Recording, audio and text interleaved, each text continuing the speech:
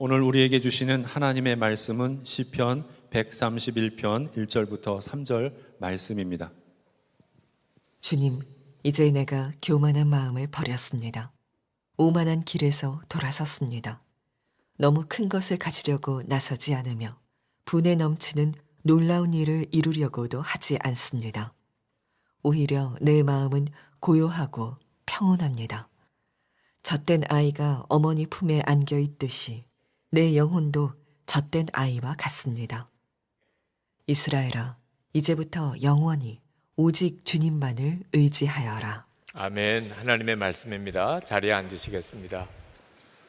시편 131편은 3절밖에 안 되는 아주 짧은 성경인데 그 메시지는 굉장히 강하고 또 대단히 중요합니다. 1절 말씀에서 시편 기자가 자기 교만을 버렸다는 말을 합니다. 이제 내가 교만한 마음을 버렸습니다. 우리가 흔히 어떤 사람을 저 사람은 참 교만해, 또는 자기 자신을 제가 참 그동안 교만했습니다, 이런 표현을 자주 쓰기 때문에 이 교만에 대해서 우리에게 특별한 어떤 마음이 없을 수도 있습니다. 사람이면 누구나 다 가지고 있는 아주 작은 죄 중에 하나라고 생각할 수도 있죠. 그렇지 않습니다. 교만은 대단히 무서운 일이고 모든 죄의 뿌리이고 마귀 그 자체입니다. 그리고 하나님이 가장 싫어하시는 것이고, 그리고 패망의 선봉입니다. 결국은 교만해서 하나님의 계획대로 살지 못하는 거고 우리의 삶이 이렇게 망가지는 것입니다. 사람들이 이 교만이 뭔지를 잘 모릅니다. 교만이 얼마나 무서운 건가도 모르지만 내가 교만한 사람인지 아닌지도 잘 구분하지를 못합니다.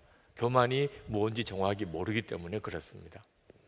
결혼을 하겠다고 찾아와서 인사하는 커플에게 해주는 당부가 교만하지 말라고 하는 것입니다. 이제 두 사람이 부부가 되어서 사는데 절대로 교만하지 마라. 그러면 결혼해서 사는데 무슨 교만이 무슨 문제인가? 대부분은 그냥 그래요 이렇게 반응하지, 제가 드리는 권면을 아주 깊이 마음에 받아들이는 것 같지 않습니다. 그래서 대부분 신혼여행부터 싸우는 겁니다.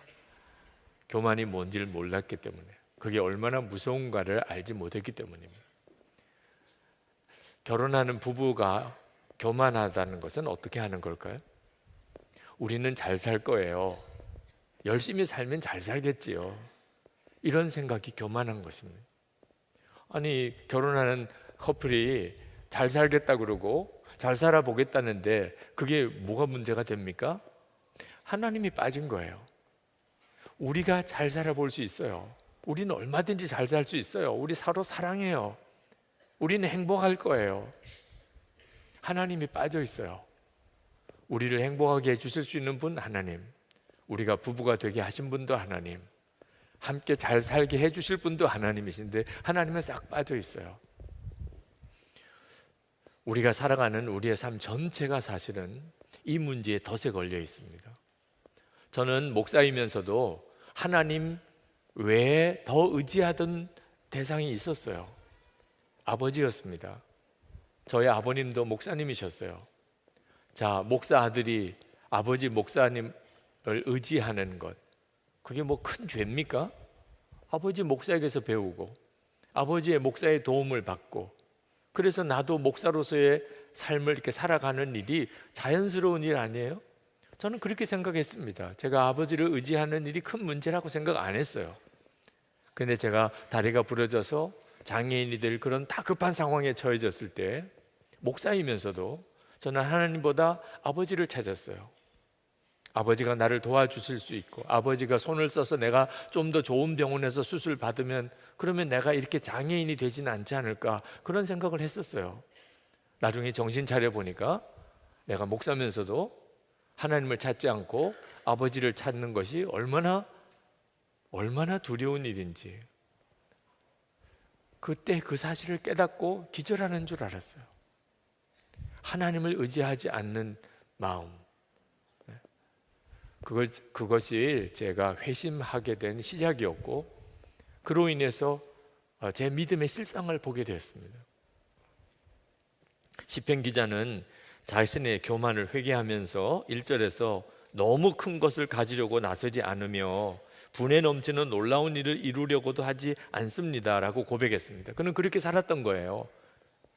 너무 큰 것을 가지려고, 분에 넘치는 놀라운 일을 이루려고 그렇게 살았던 거예요. 그걸 이제는 내려놓았다는 겁니다. 우리가 어떤 사람이 너무 큰 것을 가지려고 하거나 또는 분에 넘치는 놀라운 일을 이루려고 하는 걸 보면 아우, 저 사람 참 교만하다, 그런 생각을 하지요. 자기 능력, 자기 준비되어진 거, 그건 전혀 고려하지 않고 어떻게 저렇게 큰 걸 얻으려고 하는 거야. 그런데 참 이상하지요. 자기 자신이나 자기 자녀가 그러면 비전이 있다네. 이 비전이 있다네. 아, 정말 적극적이야. 긍정적인 생각을 하고 있군. 사람이 참 자기를 몰라요. 다른 사람을 보면 교만해 보이는데 그게 자기에게 적용되면 비전이래요.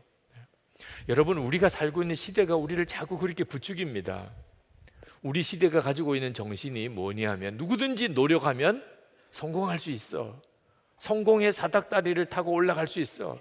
신분이 얼마든지 바뀔 수 있어. 이것이 지금 우리 시대에 아주 강력하고 아주 매력적인 메시지입니다. 2세기 전만 해도 상상도 못하던 일이에요. 신분 사회였습니다. 전 세계 거의 모든 나라가 아주 철저한 신분 사회였습니다. 그 신분의 벽을 뛰어넘는다는 것은 불가능한 일이었어요. 그런데 지금 시대는 누구든지 노력하면, 얼마든지 실력이 있으면 그러면 성공할 수 있어요. 그런데 그게 뭐가 문제인가요? 결과가 뭔지를 한번 보시라는 거예요. 그래서 우리가 어떻게 살고 있지요? 대부분의 사람들이 좌절감과 열등감, 우울증에 사로잡혀 살고 있습니다. 누구든지 노력하면 잘 살 수 있는데, 누구든지 실력만 있으면 성공할 수 있는데, 근데 왜 나는 안 되지? 왜 난 이 모양일까? 자기 자신에 있어서 더 비참하게 느끼는 거죠. 여기에 교만이 있는 겁니다. 하나님이 빠져 있는 거예요. 실력만 있으면, 노력만 하면 누구든지 성공할 수 있다. 참 그럴듯해 보이는데 거기에는 하나님이 사람을 세우시고 폐하시고, 하나님이 어떤 일을 이루시고 하나님이 막으시는 전적인 하나님의 주권이 딱 빠져 있는 거예요. 마귀가 아주 교묘하게 우리의 사람의 마음속에 너 노력하면 될 수 있어, 하고 싶은 거 해봐. 아담과 하와가 선악과를 따먹을 때 마귀가 아담과 하와의 마음속에 심어준 생각이에요. 먹고 싶지? 먹어. 너 또 하나님처럼 될 수 있어. 결국은 하고 싶은 걸 하는 거야. 그래서 우리 모든 사람들에게 죄가 왔죠. 지금도 똑같습니다. 사람들마다 좀 더 노력하면 될 텐데, 내가 조금만 더 실력이 있으면 내 삶을 바꿀 수 있을 텐데. 근데 정말 그렇습니까? 그래서 결과적으로 우리에게 온 건 뭐지요? 일의 노예가 된 거예요. 성공의 노예가 된 겁니다. 우리가 진짜 하나님을 믿지 않아요. 여호와는 나의 목자시니 시편 23편 1절 말씀을 우리가 다 좋아합니다. 다 아멘이에요. 여호와는 나의 목자시니. 그런데 여러분, 그동안 누가 먹이고 살렸습니까? 그동안 애들은 어떻게 공부시켰습니까? 그동안 집은 어떻게 마련했고 차는 어떻게 마련했습니까? 하나님이 하셨습니까? 내가 열심히 일해서 돈 벌어서 한 거지. 아니, 그런데도 여호와는 나의 목자십니까? 우리 속에 실제로는 하나님이 빠져 있어요. 잘 살아보고 싶고 잘 되고 싶고 높아지고 싶고 성공하고 싶고 행복하고 싶은데 그 속에 하나님은 빠져 있어요. 이것이 우리가 가지고 있는 삶의 가장 큰 문제입니다. 여러분이 여기서 정말 벗어나와야 합니다. 여러분은 일의 노예입니까? 쉴 때 알 수 있어요. 일의 노예는 쉬지 못합니다. 쉬라고 그래도 못 쉬어요. 대부분의 사람들이 일의 노예로 살고 있어요. 쉴 시간이 왔습니다. 쉬라고 해요. 그런데도 일이 바빠서 못하고, 두려워서 못하고, 노는 법을 못 배워서 못하고, 핑계는 많지만 결국은 하나예요. 일을 쉬는 것 자체가 두려운 거예요. 왜? 열심히 노력하면 성공할 수 있는데, 열심히 일하면 돈 많이 벌 수 있는데, 일을 쉬면 그 책임은 누가 져요? 자기가 자기 인생을 잘 살 수 있다고 생각하니까, 내 힘으로 내 능력으로 결국은 잘 되는 거라고 그렇게 믿으니까 쉴 시간이 와도 못 쉬는 거예요. 하나님께서 이스라엘 백성들에게 안식일 규정을 주셨습니다. 이런 예가 없어요. 역사가 토마스 카일이 역사상 그 어떤 문명도 보통 사람들에게 정기적인 휴일을 준 적이 없다고 그랬습니다. 오직 하나님만이 모든 사람에게 일주일에 하루는 쉬라고 그랬습니다. 그 말은 무슨 뜻이죠? 일은 열심히 해야 하는 게 마땅하지만 절대로 일의 노예가 되지는 말라. 그 말은 열심히 노력하고 일해서 먹고 사는 거 아니라는 거예요. 우리를 먹이고 살리는 건 하나님이시지, 내가 일 열심히 해서, 내가 실력이 있어서, 내가 열심히 노력했기 때문에 그래서 잘 되는 게 아니라는 거예요. 그래서 하나님께서 하루는 쉬어야 한다는 거예요. 그게 우리가 잘 사는 길이라는 거예요. 그런데도 쉬지를 못해요. 하나님을 믿는 게 아닙니다. 결국은 자기를 믿고 사는 거예요. 내 능력으로 산다고 생각하는 거예요. 아까워서 쉬지 못하고 두려워서 쉬지 못하는 거예요. 자신의 교만을 회개하고 난 다음에 시편 기자는 뭐라고 고백했습니까? 2절에 보면 내 마음은 고요하고 평온합니다. 젖된 아기가 어머니 품에 안겨 있듯이 내 영혼도 젖된 아이와 같습니다. 갑자기 교만에서 평안이 오는 거예요. 교만을 하나님 앞에 회개하고 겸손한 마음을 가졌더니 그 결과가 뭐지요? 평안이에요. 젖된 아기가 엄마 품에 안기듯이 그런 평안을 얻었다는 거예요. 그 말은 교만한 마음을 가지고 산 사람이 얼마나 노예처럼 살게 되는가를 말해주는 겁니다. 여러분, 교만하지 않고 겸손한 사람의 특징이 주님 안에서 쉬는 거라는 사실을 잊으시면 안 돼요. 마태복음 11장 28절에 수고하고 무거운 짐진 자들아, 교만하게 살았기 때문에 이렇게 사는 거예요. 수고하고 무거운 짐을 지고 사는 게 인생인 거예요. 그런데 예수를 믿으면 완전히 달라져요. 다 내게로 오라, 내가 너희를 쉬게 하리라. 예수 믿은 축복이 뭐지요? 진짜 쉴 수 있다는 거예요. 여러분, 일이 많아서 힘든 게 아니에요. 쉴 시간에도 쉬지 못하니까 어려운 거예요. 마음에 쉼이 없으니까 힘든 거예요. 그런데 예수님을 믿으면 주님께 다 맡길 수 있어요. 내 삶의 모든 짐, 내 삶의 모든 무게, 내가 결국은 열심히 일해서 먹고 산 게 아니고 하나님이 먹이고 입히신 거예요. 일은 나에게 주신 축복의 선물일 뿐입니다. 하나님이 나와 함께 하시니 기뻐서 일을 하는 거예요. 일 자체가 기쁨이에요. 일해서 먹고 사는 게 아니에요. 먹이고 살리는 것은 하나님이신 걸 정말 믿으니까 일할 때는 열심히 기쁘게 하지만 쉴 때는 또 편안하게 쉬는 거죠. 예수님 안에서 우리가 누리는 가장 놀라운 복이 성공하는 거, 부자 되는 거 아닙니다. 정말 쉴 수 있는 사람이 되는 거예요. 그래서 시편 기자는 오직 주님만 의지하라고 외칩니다. 3절에 이스라엘아, 이제부터 영원히 오직 주님만을 의지하여라. 여기에서 교만과 겸손이 갈라지는 거예요. 교만은 결국은 내가 다 책임져야 된다, 내 노력으로 성공해야 된다고 하는 게 교만입니다. 거기에 하나님 빠져 있어요. 그런데 오직 하나님만 의지하는 삶, 이것이 겸손함입니다. 그리고 비로소 하나님의 영광을 그 삶 속에서 주님이 드러내세요. 제가 저희 두 딸에게 마지막으로 남겨줄 말이 있다면 저는 이 말씀을 꼽겠어요. 너는 무슨 일이 있든지 오직 하나님만 의지해라. 좋은 일이 있든 어려운 일이 있든 사람을 만나든 너가 어떤 일을 하든 어떤 상황에 처해져 있든 너는 오직 하나님만 의지해라.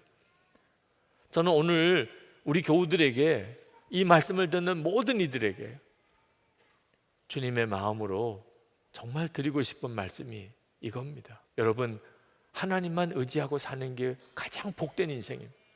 우리가 예수 믿은 진짜 복은 이제는 하나님을 의지하고 살 수 있게 된 것입니다. 이스라엘에 유학을 하신 목사님이 목동 한 사람으로부터 들은 이야기입니다. 어느 날 그 깻묵을 저장해 놓은 창고에 불이 났습니다. 깻묵이 타들어가는 거예요. 깻묵이 타들어가면서 고소한 냄새가 막 번지니까 양떼들이 그 불이 붙은 창고로 막 몰려드는 겁니다. 그 고소한 냄새에 끌려서. 그래서 이 목동이 막대기를 들고 양들이 그 창고에 가까이 오지 못하도록 계속 위협하면서 그 양들을 내어 쫓았는데 끊임없이 밀려드는 거예요. 이쪽을 막으면 저쪽이 들어오고 저쪽을 막으면 이리로 들어오고, 그 양떼들을 막느라고 불은 끌 생각도 못하고 얼마나 진을 뺐는지 그 일 후에 며칠을 알았다는 거예요. 그러면서 하는 이야기가, 그렇게 말을 잘 듣던, 목동의 말을 잘 듣던 그 양들이 그날 어떻게 그렇게 변했는지, 아무리 막아도 때려도 끊임없이 자기가 불에 타서 죽을지도 모르고 그 깻묵 냄새에 끌려 들어오는 걸 보고 무서웠다는 거예요. 여러분, 이것이 지금 우리를 보시는 주님의 마음입니다. 주님의 음성이 아무 소용이 없어요. 욕심이 한번 발동하기 시작하면, 내 마음속에 내가 하고 싶은 일이 한번 이렇게 발동하기 시작하면 하나님이 아무리 막아도 막을 수가 없는 게 우리의 문제예요. 여러분, 오늘 이 말씀을 절대로 건성으로 들으시면 안 됩니다. 오직 여호와만을 의지하라. 오늘 이 말씀을 듣는 여러분의 귀에 주님이 정말 들려주고 싶은 말씀이에요. 그래야 사는 거예요. 예수님께서 우리를 살리시려고 십자가에 죽으셨어요. 그 사실이 정말 분명하다면 우리가 할 일이 뭡니까? 이제는 예수님 하자는 대로 사는 거 아니겠습니까? 예수님이 우리를 살리시려고 십자가에 죽으시기까지 하셨다니까. 이 엄청난 일을 하나님이 이루어 주셨다니까. 그렇다면 이제는 우리는 정말 예수님 하자는 대로 살아야죠. 천지를 지으시고 천지를 운행하시는 하나님이 우리 안에 오셨어요. 그렇다면 여러분, 이것이 진짜 사실이라면 우리는 이제 어떻게 살아야죠? 어떻게 하는 게 진짜 잘 사는 길이죠? 우리 안에 오신 주님을 따라만 사는 거죠. 주님 말씀대로만 사는 거 아니겠어요? 그 외에 다른 어떤 더 좋은 길이 있겠습니까? 그런데도 하나님만 의지하는 것에 대해서 두려워합니다. 하나님을 의지하는 것에 대해서 의심합니다. 그래도 될까? 그래도 잘 살 수 있을까? 조지 밀러 목사님이 이런 호소문을 쓴 적이 있습니다. 사랑하는 그리스도인들이여, 모든 염려와 무거운 짐과 필요를 다 하나님께 맡기는 행복한 길을 가지 않으렵니까? 이 길은 나처럼 여러분에게도 열려 있습니다. 누구나 마음을 다하여 주님을 신뢰하고 주님께 모든 짐을 내려놓고 공고한 날에 그분을 부르도록 초대와 명령을 받았습니다. 그리스도 안에 있는 형제들이여, 이렇게 살지 않으시겠습니까? 그러기를 진정으로 바랍니다. 여러분에게 어떤 어려움과 부족함이 있을지라도 평안하고 즐거운 마음을 유지하게 되기 바랍니다. 살아계신 하나님, 하늘 아버지가 여러분을 돌보신다는 것을 여러분이 이미 알고 있기 때문입니다. 조지 밀러 목사님의 그 호소문을 쓰실 때 심정이 설교 준비하는 동안 내내 저에게도 가득했습니다. 지금 이 시간에 이 말씀을 듣는 여러분 중에 정말 이 말씀을 들으셔야 될 분이 있습니다. 오직 하나님만 의지하는, 이것이 사는 길이에요. 내 속에 교만이 없어지고, 그리고 정말 겸손하게 주님을 믿는 사람이 되는 것입니다. 한 번은 여러 목사님들과 함께 대화를 나누는데 연세가 드신 어느 목사님이 그런 말씀 하시더라고요. 젊었을 때는 혼자 다니기가 좋았는데 나이가 들고 보니까 이제는 아내만 따라다니게 된다는 거예요. 집에 들어가도 아내가 있나 없나 그것만 먼저 찾게 된다는 거예요. 다른 목사님도 다 동의하셨어요. 나도 그렇다고, 나도 그렇다.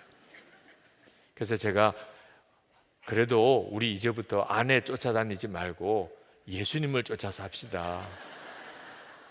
그래가지고 분위기가 싸늘해졌어요. 네. 저게 뭔 소리래? 이렇게 반응하시는 것 같더라고요. 여러분, 우리는 늘 주님이 우리와 늘 함께 계시다. 그걸 검증해 보지를 않아요. 여러분, 막연한 생각으로 주님과 동행하게 되는 게 아닙니다. 우리가 매번 주님과 동행하는 삶을 사는 것에 대해서 여러분 놓치면 안 돼요. 계속 주님께 귀 기울이고 그리고 주님께 순종하는 것이 우리의 삶에 계속 이어져야 합니다. 그렇지 않으면 어느 순간에 정말 주님이 필요할 때, 주님이 나를 이끌어 주셔서 원할 때 전혀 주님을 알 수가 없게 되게 됩니다. 저는 성공을 위해서 목회했던 목사예요. 이왕 목사가 되는 거, 큰 교회 담임 목사가 돼야 되겠다, 그런 생각하고 신학교에 갔어요. 저는 그게 나쁜 일이라고 생각 안 했습니다. 목사가 열심히 목회해서 그래서 교회가 크게 부흥되는 게 뭐가 나쁜 일이겠어요. 그런데 하나님이 그것을 얼마나 기뻐하지 않는가를 몰랐어요. 열심히 목회하면서 끊임없이 주님께 저를 도와달라고 구했어요. 제가 목회하는 일에, 제가 설교하는 일에 하나님께서 도와주시기를, 그래서 제 목회가 잘 되기를 제가 바랐어요. 그러면서도 항상 마음에는 주님께 순종하는 게 두려웠어요. 혹시라도 주님이 더 어려운 길로 가라고 하시면 어떡할까? 나에게 어려운 일을 명령하시면 나는 어떻게 할까? 그게 두려웠어요. 그것은 하나님을 위한 열심이 아니었습니다. 저 자신을 위한 열심이었어요. 그게 바로 교만인 것입니다. 그때 제 마음속에 꿈꾸던 것은 하나님이 저에게 큰 능력을 주시면, 그래서 기적을 행하는 그런 목사가 되면 구름같이 교인들이 많이 몰려들지 않겠나, 그런 헛된 꿈도 가졌었습니다. 그게 얼마나 무서운 생각인지 성경을 읽고서 알았어요. 마태복음 7장 22절 23절에 보면 주의 이름으로 선지한 노릇하며 주의 이름으로 귀신을 쫓아내며 주의 이름으로 많은 권능을 행하였던 이들에게 주님은 내가 너를 도무지 알지 못한 불법을 행하는 자들아 내게서 떠나가라 하리라, 그렇게 말씀하셨어요. 저는 능력을 행하면 그러면 제 사역이 크게 부흥될 거라고만 생각했어요. 그러면 불법을 행할 가능성이 많아진다는 것을 전혀 고려하지 않았어요.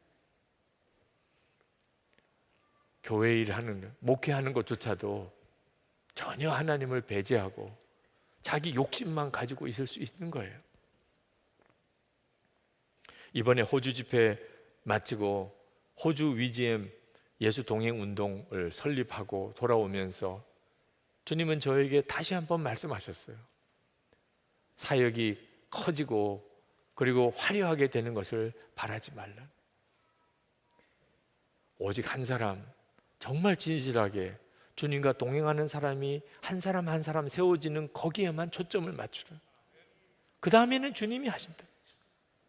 역사는 주님이 하시는 거예요. 전 세계 예수 동행 운동이 일어나는 것도 그건 다 주님이 하시는 거예요. 내가 해야 될 일이 아니라는 거예요. 저는 오직 정말 진실로 주님과 동행하면서 그리고 한 사람 한 사람 주님과 정말 동행하는 사람을 세워가고 그들과 주님과 동행하면서 하나님이 역사하신 것을 서로 나누고 사는 것뿐이었습니다. 이것은 저에게 있어서 정말 구원의 복음과도 같은 말씀이었습니다. 때때로 사역에 무거운 짐에 눌려 있을 때가 있습니다. 또 내가 하는 것처럼 생각하는 거예요. 내가 해야 된다고 생각하는 거예요. 하나님이 고려 대상에서 빠져버린 거예요. 주님을 바라보게 되니까 무거운 게 아무것도 없어졌어요. 그 일은 하나님이 하시는 것입니다. 어느 성도가 원망을 하더라고요. 그 사람이 나를 망쳤습니다. 어떤 분도 또 그렇게 이야기를 해요. 내가 그 결혼 때문에 내가 이 인생이 다 망가졌습니다. 그 사건 때문에 내가 지금 이 지경이 됐습니다. 여러분, 해석을 잘 할 필요가 있습니다. 내가 지독하게 교만해서 내 노력으로, 내 열심으로, 내 지혜로 그렇게 잘 살아보려고 발버둥 치니까 하나님께서 그것을 깨우쳐 주시려고 내가 의지하던 거, 믿었던 거 다 막아버리신 거예요. 여러분, 언제 여러분은 기도의 열심을 가졌습니까? 언제 여러분은 주님을 그렇게 갈망하게 됐습니까? 힘들고 어려운 일에 부딪혔을 때, 내 노력의 한계에 부딪혔을 때, 오히려 그것은 우리가 영적으로 엄청난 유익을 얻는 순간이었어요. 우리가 길에 나가면 자동차 조심해야 되고 운전도 조심해야 되고 매사에 조심할 게 많은데 그 모든 것 중에 정말 조심해야 될 것은 하나님께서 된다 안 된다 결론 내리지 않았는데 내가 된다 안 된다 결론을 내려버리는 거예요. 하나님이 하라 말라 말씀하시지 않았는데 내가 한다 안 한다 결정해 버린 거예요. 하나님께서 좋다 나쁘다 말씀하지 않았는데 내가 그냥 좋다 나쁘다 평가해 버린 거예요. 이게 무서운 교만입니다. 그것 때문에 주님이 우리를 인도 못 하시는 거예요. 주님이 우리의 삶 속에 역사 못 하시는 거예요. 예수 동행일기를 쓰는 이유는 철저하게 우리 주님 의지해서 주님께만 순종해서 살아보려고 하는 것입니다. 여러분 중에 오늘 결단해서 목사님, 제가 더 이상 이제 나를 의지하지 않고 이제 정말 하나님을 의지해서 살아보겠습니다 하셨다면 정말 잘하신 거예요. 언제 내가 주님과 친밀히 동행할 수 있을까 걱정하지 마세요. 이미 놀라운 걸음을 시작하신 겁니다. 주님이 여러분들을 그렇게 이끌어 가실 거예요. 우리 안에 이미 오셨으니까. 오늘 이 시간 우리가 같이 좀 기도했으면 좋겠습니다. 오늘 여러분 중에 삶에 지치 열심히 살기는 하는데 마음이 무너져 있는 사람, 정말 어디론가 그냥 떠나버리고 싶고 지긋지긋한 이 삶에서 좀 벗어나고 싶은 생각에 빠져 있는 사람들이 오늘 주님이 정말 말씀하시고 싶어 하는 사람입니다. 여러분 속에 여러분도 알지 못하는 사이에 여러분의 노력으로 문제를 풀어가려고, 여러분의 실력 가지고 잘 살아보려고 하는 교만이 있었습니다. 철저하게 하나님께 순종하지 못하는 것. 하나님께서 우리에게 주신 답은 평가하지 않는 겁니다. 한다 못한다 결정 내가 하는 거 아니에요. 된다 안 된다 그것도 내가 판단할 문제가 아닙니다. 무엇이 도대체 좋고 나쁜 게 우리가 알 수 있어요. 1년만 지나고 나도 다 뒤집어질 수 있는 겁니다. 철저하게 주님을 의지하는, 주님, 제가 이 시간 주님을 의지합니다.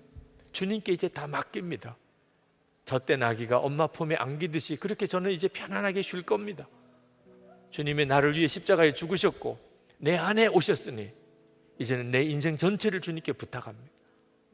주님만 가자는 대로 가겠습니다. 주님 인도하는 대로 가겠습니다.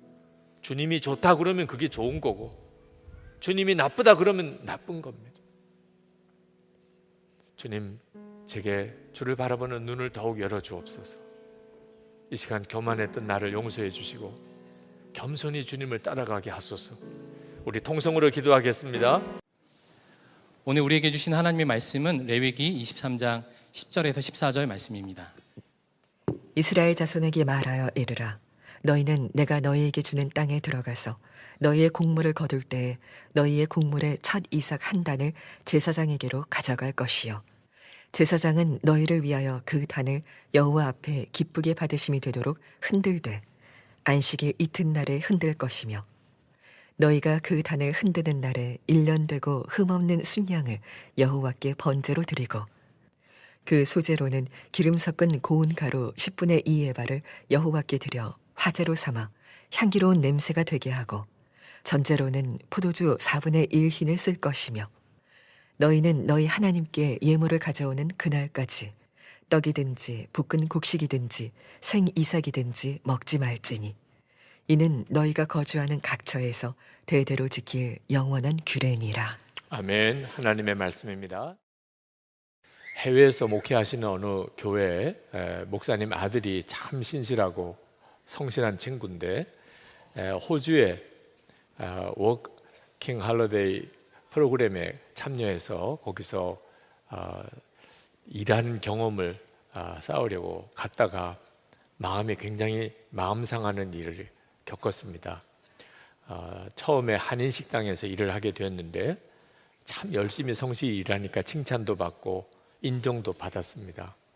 근데 본인이 경력을 쌓고 경험을 쌓으려고 갔기 때문에 한인 식당에서만 일하지 않고 몇 개월 뒤에는 이제 호주인 식당에도 가서 일을 해보고 싶다고 그 식당 측에다가 자기 계획을 이야기를 했더니 그때부터 싹 태도가 달라져서 그렇게 칭찬을 해주던 식당에서 일도 제대로 주지도 않고 아주 대우가 너무 쌀쌀 맞았다는 거예요. 그래서 이 친구가 굉장히 마음이 상해서 아버지에게 그 힘든 사연을 이야기를 했습니다. 그래서 자기가 식당에 어떻게 대응을 해야 될지 그런 갈등을 가지고 있을 때 그 목사님이신 아버님이 그 아들에게 그 아들의 심정을 충분히 이해하면서도 두 가지 질문을 했다는 거예요. 하나는 내가 그렇게 어느 식당에서든지 일을 해보고 싶지만 나이도 너무 젊고 일해본 경험도 없기에 나를 써줄 수 있는 식당이 어디 있을까 하고 그렇게 안타깝게 기도하다가 그 한인 식당에서 너를 받아주어서 일을 시켜준 것 때문에 너가 얼마나 감사했었냐, 그 감사를 여전히 너는 지금도 가지고 있느냐, 지금도 그 감사를 기억하느냐. 그리고 두 번째는 내가 참 열심히 성실히 일을 했는데 내가 이제 몇 개월 뒤에는 이제 호주 식당 가서도 일을 해보겠다고 하는 순간에 갑자기 대우가 달라졌다고 해서 마음이 상해 있는데 너가 열심히 성실히 일했던 것은 어떤 대가를 바랐던 것이었느냐. 아빠가 보기에는 하나님이 너에게 참 귀하게 좋은 성품을 주셔서 무슨 일이든지 성실히 열심히 하는 성품을 주셨는데 그것 자체로서 감사한 것 아니냐.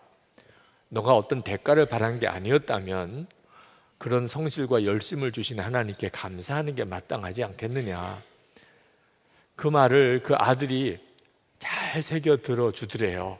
그게 너무 감사하더래요. 그래서 식당에 더 이상 원망과 불평의 이야기를 하지 않고 자기에게 주어진 일을 자기가 감사함으로 잘 해보겠노라고 그렇게 대답을 했다는 겁니다. 그 청년은 아마 틀림없이 굉장히 유의감을 많이 얻었을 것 같아요. 저는 오늘 하나님께서 이 맥주 감사 주일에 그 아버지 목사님과 똑같은 심정으로 우리에게 말씀하신다고 생각이 듭니다. 첫 열매 감사가 얼마나 중요한지 모르는 성도들이 참 많습니다. 그래서 하나님이 오늘 맥주 감사주일, 첫 열매로 감사하는 감사주일을 지키게 하면서 우리에게 그 첫 열매 감사의 중요성을 말씀해 주시려고 하는 거죠. 우리를 위해서 사실 정해준 감사주일입니다.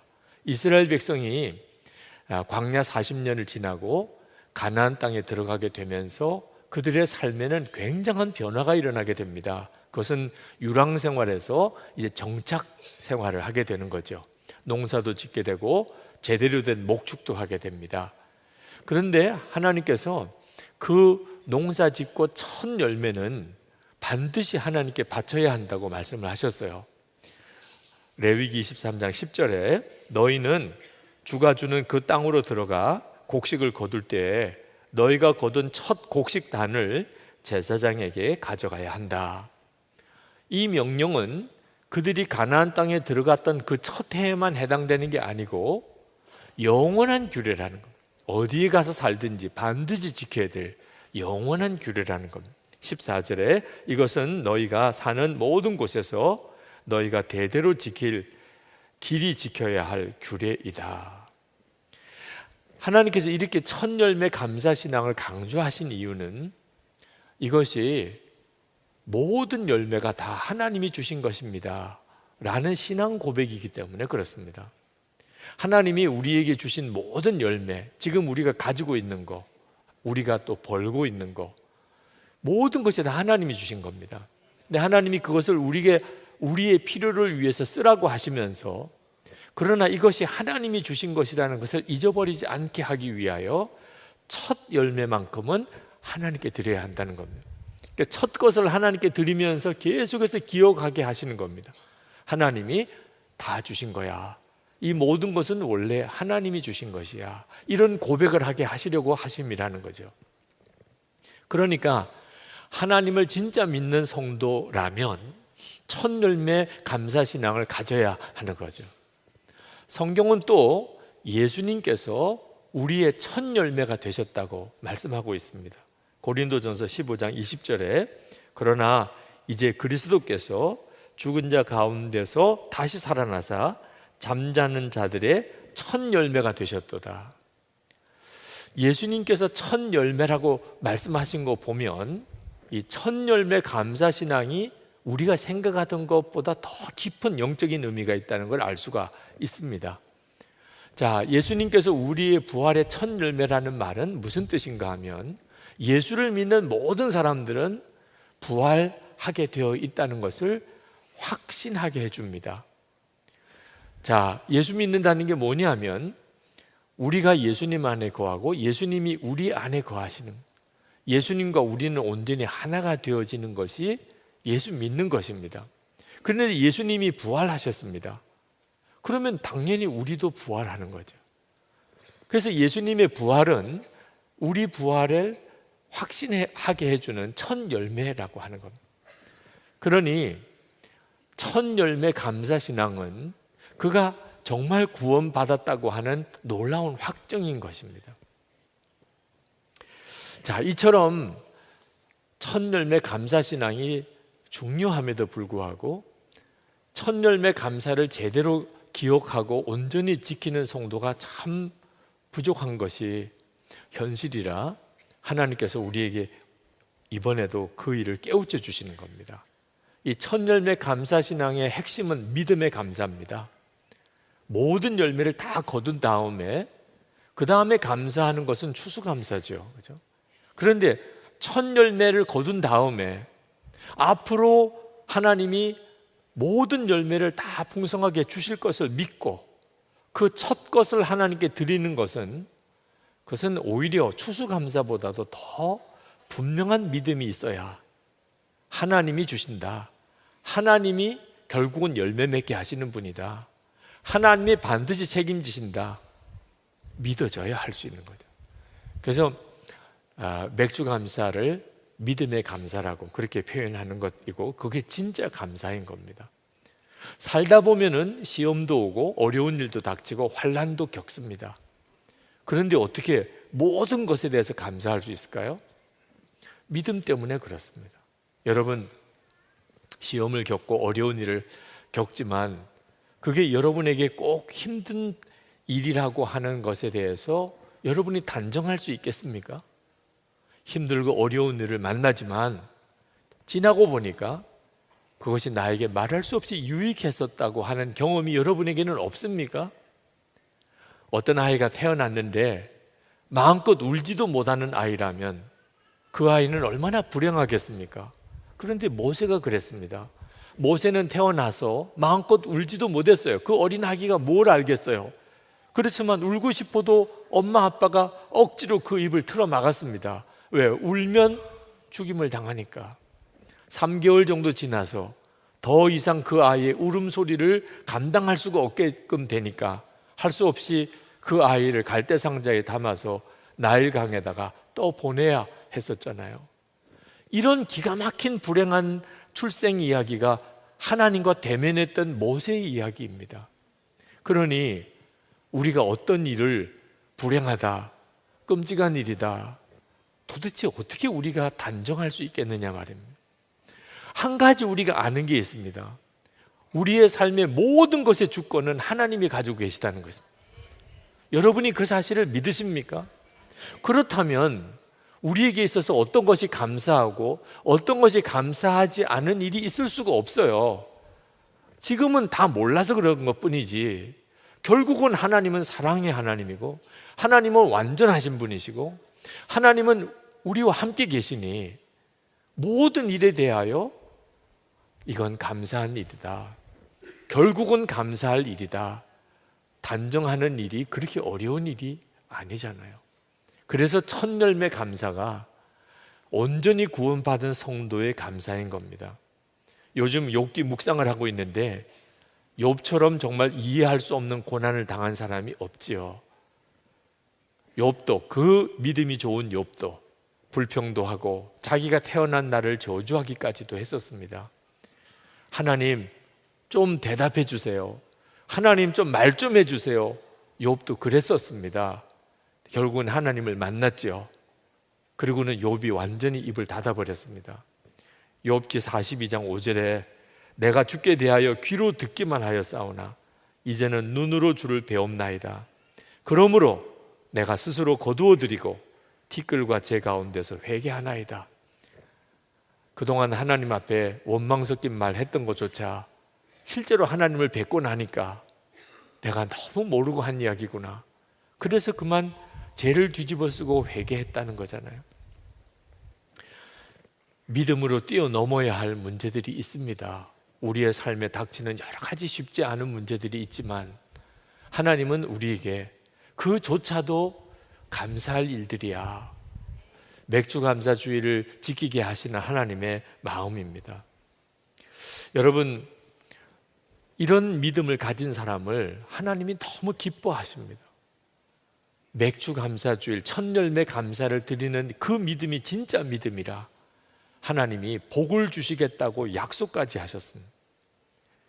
잠언 3장 9절에 내 재물과 내 소산물의 처음 익은 열매로 여호와를 공경하라. 그리하면 내 창고가 가득히 차고 내 포도즙 틀에 새 포도즙이 넘치리라. 이 첫 열매로 하나님께 감사하는 믿음은 사실 사람이 가지고 있는 어떤 이해력을 뛰어넘게 됩니다. 모든 환난을 다 감사로 덮어버리는 것입니다. 그리고 앞으로 일어나지 않을 모든 일이 다 감사할 것이라고 고백하고 나가는 것입니다. 대단한 믿음이죠. 제가 목사가 된 것은 저희 부모님이 첫 열매 감사 신앙을 가졌기 때문에 제가 목사가 됐습니다. 제가 태어나자마자 하나님께 바쳐졌는데 이유는 딱 하나, 처음 난 아이라 하나님께 바쳤다는 거예요. 하나님의 것이니까 주의 종이 되라고. 사실 저희가 사남매인데 사남매를 낳아놓고 조금 길러본 다음에 그 중에서 목사 될 만한 자격이 있겠다, 그런 애를 바쳐야 이게 합리적이죠. 아니 이제 태어났는데 뭘 도대체 보고 처음 태어났다고 어떻게 목사가 될 거라는 단정을 할 수 있겠어요. 여러분, 개는요 낳아놓고 길러보면 그냥 개예요. 고양이 그 새끼가 여러 마리 있지만 다 길러놓으면 그냥 다 고양이입니다. 양들 낳아보면은 다 고개 다 양이에요. 근데 사람은 다르잖아요. 같은 배에서 태어나도 이렇게 다 커보면 어쩌면 그렇게 사람은 다 다양하고 다른지.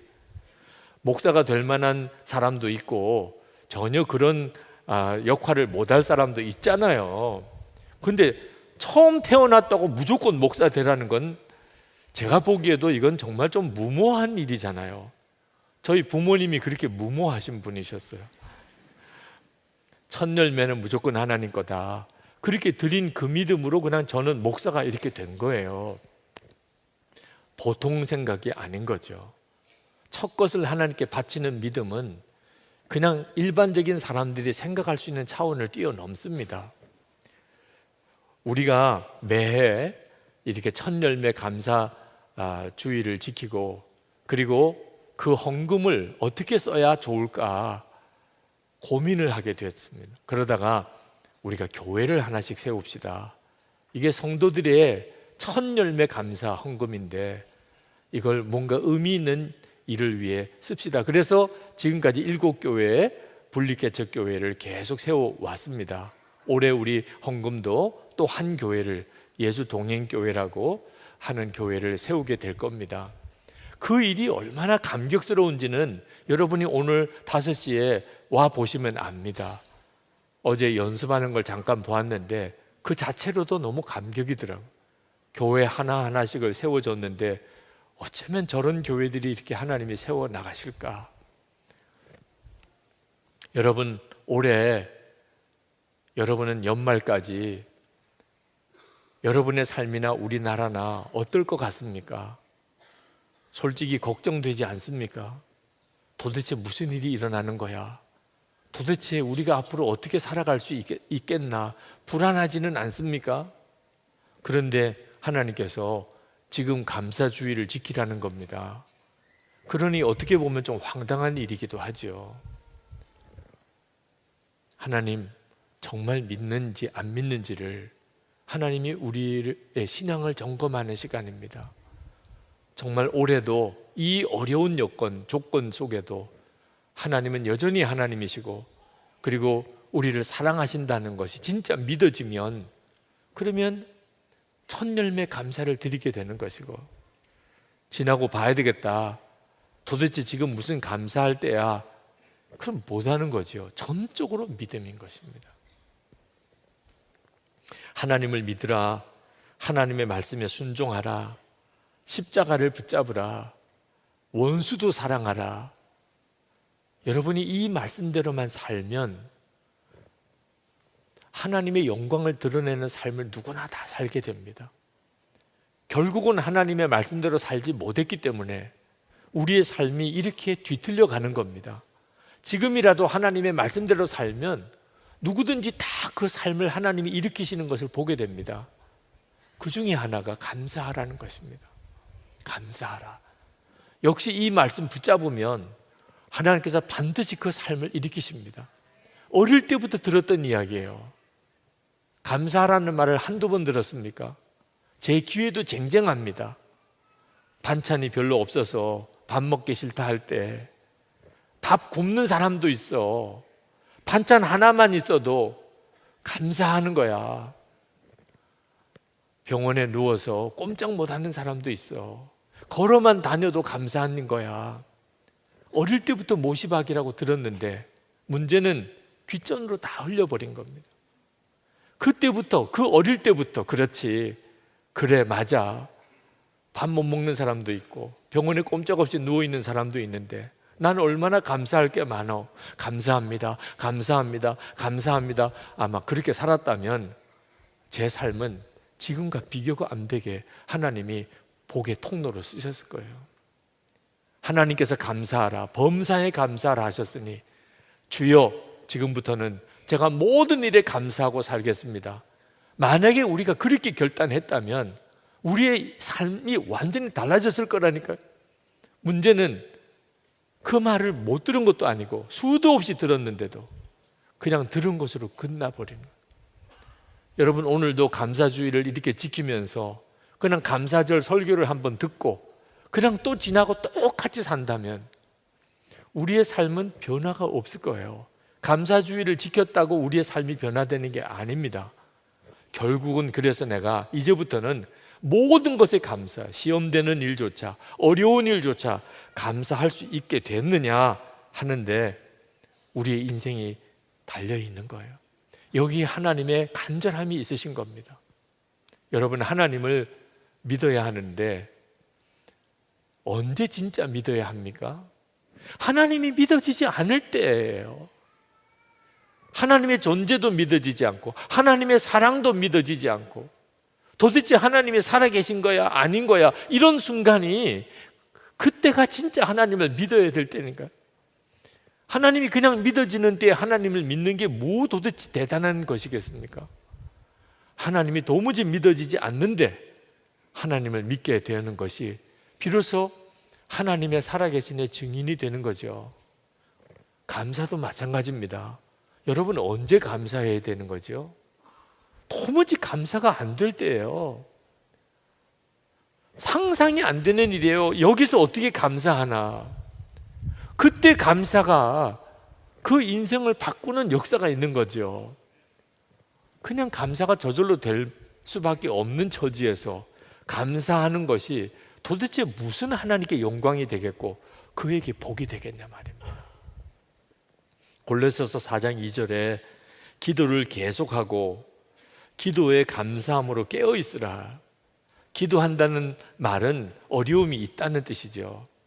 그런데 기도를 해도 감사함으로 깨어 있으라는, 하나님 죽겠어요, 살려주세요, 못 살겠어요, 이렇게만 끝내지 말라는 거예요. 기도를 해도 반드시 감사로 기도가 깨어 있어야 한다는 거예요. 그래서 항상 기뻐하라, 쉬지 말고 기도하라, 범사에 감사하라, 이것이 우리를 향한 하나님의 뜻이라. 기도 속에 기쁨과 감사로 함께 싸고 있어요. 기도가, 감사가 함께 가야 역사가 있다는 겁니다. 원망과 불평, 우리도 모르게 속에서 튀어나옵니다. 그래서 이것이 우리가 타락한 존재라는 증거이기도 합니다. 어쩌면 그렇게 원망과 불평이 대책 없이 터져 나오는지. 하나님의 은혜가 없었던 거 아닙니다. 우리의 속에서 하나님이 보시기에는 정말 섭섭하다고 여길 정도로 원망하는 말, 불평하는 말이 튀쳐나옵니다. 여러분, 이걸 정말 조심해야 합니다. 이스라엘 백성이 애굽에서 구원을 받아서 출애굽을 했습니다. 홍해까지 갈라지고 그들이 애굽에서 나왔습니다. 그 정도쯤 되면 어지간한 일 다 감사할 일인데 그들은 광야로 나와서 얼마 안 가서 하나님을 원망합니다. 출애굽기 16장 3절, 이스라엘 자손이 그들에게 이르되 우리가 애굽 땅에서 고기 가마 곁에 앉아 있던 때와 떡을 배불리 먹던 때에 여호와의 손에 죽었더라면 좋았을 것을 너희가 이 광야로 우리를 인도하여 내어 이 온 회중이 줄여 죽게 하는도다. 어떻게 말을 해도 이렇게 합니까? 아니, 애굽의 고기 가마 곁에서 고기 먹다가 그냥 거기서 차라리 죽었으면 좋았을 걸.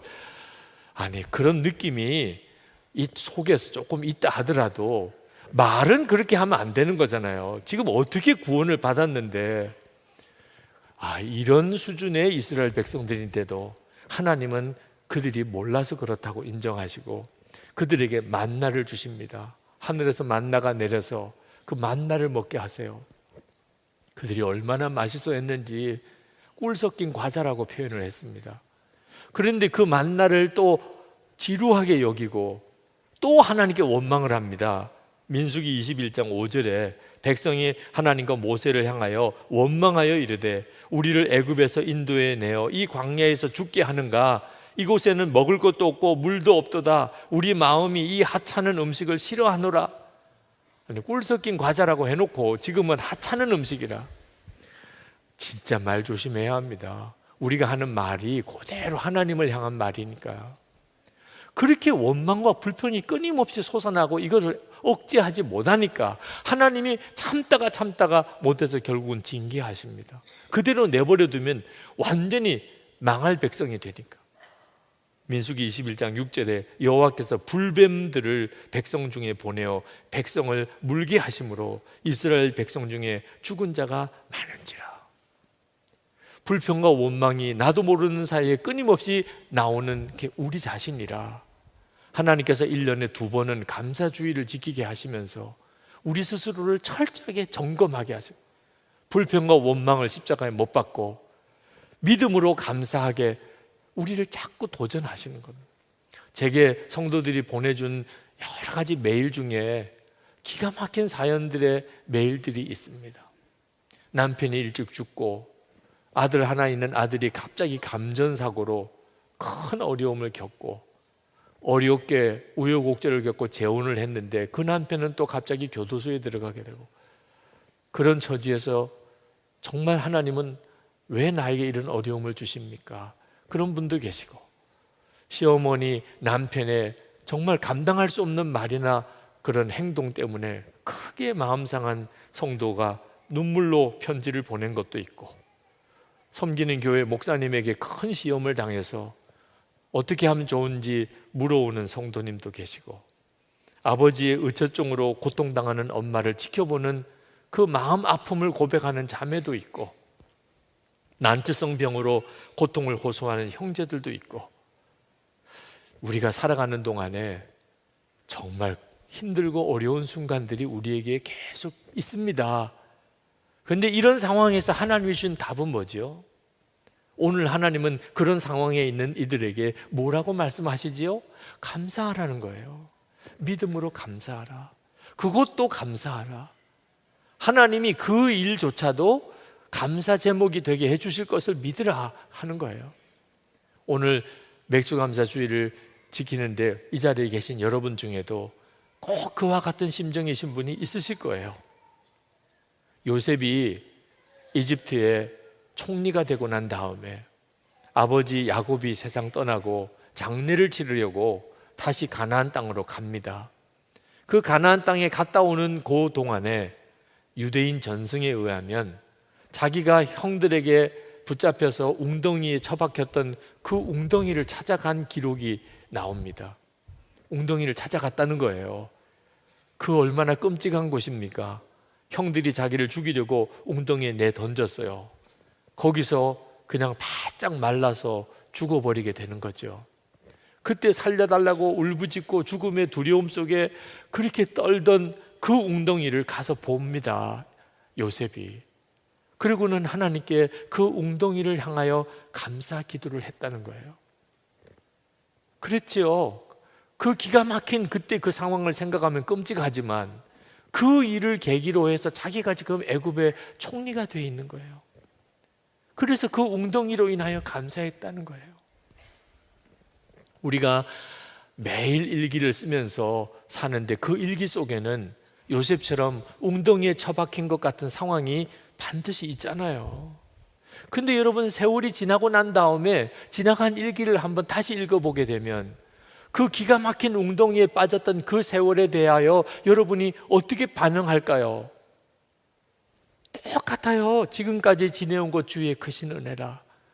그렇게 고백하게 됩니다. 하나님이 그렇게 고백하게 해주세요. 지금까지 지내온 것 주의 크신 은혜라. 여러분, 그러나 지나고 난 다음에 하나님의 은혜였구나. 지나고 난 다음에 보니까 이게 하나님의 나에게 주신 복이었구나. 꼭 그래야만 되는 건 아닙니다. 우리는 하나님을 진짜 믿으니까 꼭 지나지 않아도 지금 내가 웅덩이에 빠져 있는 것 같은 처지라도 감사할 수 있는 거예요. 믿으니까, 하나님이 나를 능히 건지실 걸 믿으니까, 지나고 나면 이것이 감사 제목이 되게 해주실 걸 믿으니까 그 기가 막힌 어려움 중에도 하나님께 감사할 수 있는 거예요. 이게 첫 열매 감사 신앙이에요. 추수하고 나면 마음도 느긋해지죠. 첫 열매 때는요, 이제 딱 하나 거둔 거예요. 근데 그걸로 하나님께 감사하라는 거예요. 다윗의 시편을 읽어보면 다윗이 얼마나 많은 어려움을 겪었나 하는 걸 알 수가 있습니다. 그래서 다윗의 시편을 읽어보면 하나님 앞에 한탄하고 두려워하고 절망 가운데서 구원해달라고 기도하는 내용들이 계속 나옵니다. 그 시편 57편 전형적인 그런 시입니다. 사울 왕에게 쫓김을 당하면서 어디도 도망갈 데가 없어요. 결국은 짐승들이 거처하는 토굴 속으로 들어갑니다. 그 심정을 생각해 보세요. 짐승들이 거처하는 토굴 속에서 거기서 무릎을 꿇고 하나님께 기도하는 거예요. 그게 시편 57편이에요. 1절을 보면 참으로 하나님 나를 불쌍히 여겨 주십시오. 불쌍히 여겨 주십시오. 내 영혼이 주님께로 피합니다. 이 재난이 지나가기까지 내가 주님의 날개 그늘 아래로 피합니다. 다윗의 시편은 구구절절이 이런 내용입니다. 그런데 참 놀라운 것은 그 시편 57편의 마지막은 기가 막힌 찬양과 감사로 끝난다는 거예요. 다윗의 시편이 다 그렇습니다. 하여튼 탄식으로 시작했다가 끝에는 감사로 끝납니다. 시편 57편 9절입니다. 10절 주님 내가 만민 가운데서 주님께 감사를 드리며 문나라 가운데서 노래를 불러 주님을 찬양하렵니다. 주님의 한결같은 그 사랑 너무 높아서 하늘에 이르고 주님의 진실하심 구름에까지 닿습니다. 어떻게 그 짐승들이 거하는 토굴로 피신 가서 이런 찬양과 감사를 드릴 수 있나 말입니다. 하나님을 진짜 믿으니까, 하나님을 진짜 믿으니까. 자기의 처지가 기가 막히기 어렵지만 하나님이 여전히 나와 함께 계신 것을 믿으니까 그 믿음이 결국은 다윗으로 하여금 그 처지에서 감사를 고백하게 한 거예요. 오늘이 그날인 것입니다. 우리가 연말까지 다 올 한 해를 다 살아보지 않았지만 하나님은 우리에게 올 한 해에 대하여 어떻게 고백하게 하시는지를 우리 모두가 다 결론 삼는 겁니다. 아주 감사로 도장을 찍는 거예요. 주님이 다 하시는 것을 믿습니다. 올해 이렇게 반을 지나고 보니까 첫 열매가 있었던 거죠, 그죠? 그게 정확하게 무엇을 하고 딱 지정하기는 쉽지 않아 보여도 첫 열매가 없었으면 우리가 어떻게 살았겠어요? 하나님, 올해 마지막까지도 다 하나님이 책임져 주실 걸 믿습니다. 저는 이제부터 모든 것을 감사로 인을 치고 살겠습니다. 시인이면서 성공의 신부인 조지 헐버트가 이렇게 기도했습니다. 주님, 제게 너무도 많은 것을 주셨습니다. 한 가지만 더 감사하는 마음을 주십시오. 사실 지금 우리가 이렇게 있다는 것 자체가 다 하나님의 은혜입니다.